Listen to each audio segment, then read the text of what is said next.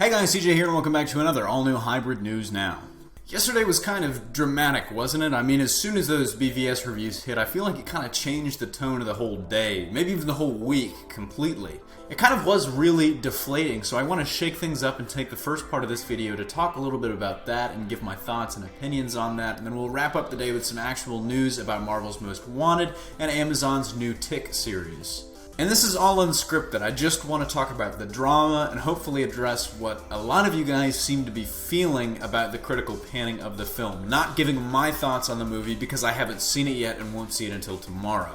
And I guess the facts are as good a place to start as any. Right now on Rotten Tomatoes, Batman v Superman is sitting at 39% as I'm saying this, with 91 reviews reporting in. But the biggest and most frightening number to me is that they're rating it an average of 5.3 out of 10.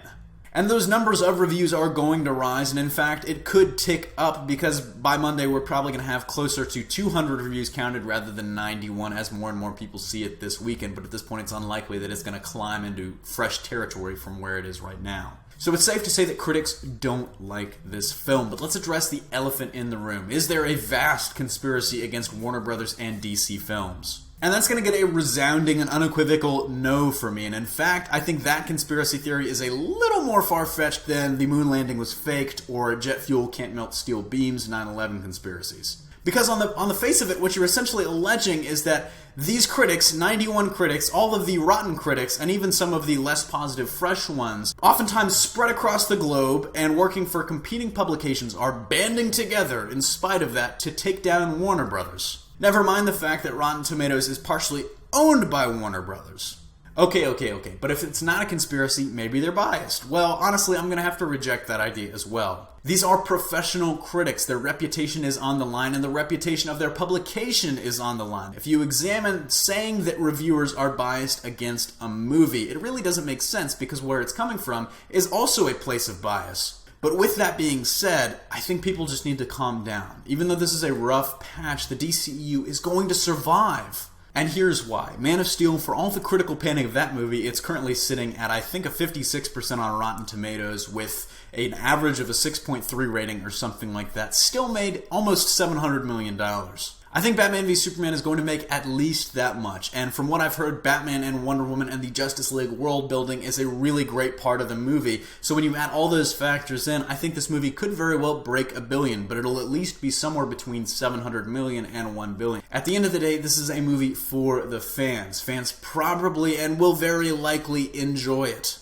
And that's all that matters, really. It's like I was saying on Twitter yesterday, if you thought the movie is good, then it is good. And as long as you go see it, it doesn't really matter what the critics say. So that's pretty much the end of my statements there, and let's get down to the actual news. And let's jump right into our second story of the day, The Tick. It's kind of a weird jump, isn't it? But let's just dive right in. The Tick, of course, is kind of a spoof-on series that came to fame in the mid-'80s and then later rose to more fame through an animated series in the '90s.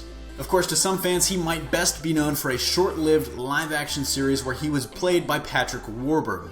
Well, Deadline is reporting for the titular role in the upcoming reboot, Amazon has cast none other than Peter Serafinowicz of Guardians of the Galaxy Denarian Saw fame, who was also the voice of Darth Maul. And honestly, I'm very excited for this. Serafinowicz is incredible, and it's shaping up to be a hilarious show with both Warburton and Ben Edlund, the character's original character, back as executive producers.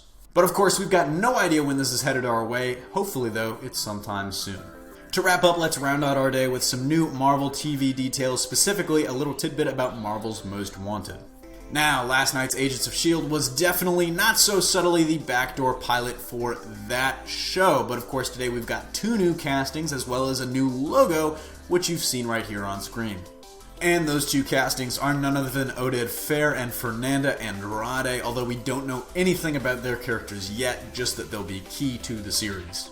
And even though we know next to nothing about his character, it's really cool to see Fehr in a Marvel project, because for a long time he was the fan favorite to land the role of Doctor Strange before Cumberbatch locked it up. Do yourself a favor and check out the Spoiler TV article for much more, but all signs right now look very positive that the show is going to be picked up for a series order. And that wraps it up for today's Hybrid News Now. Thanks for checking us out. Don't forget to smash that like if you like what you saw, subscribe for more great content every single day, and consider supporting us on Patreon for some exclusive goodies. Signing off, this is CJ, and I'll see you tomorrow.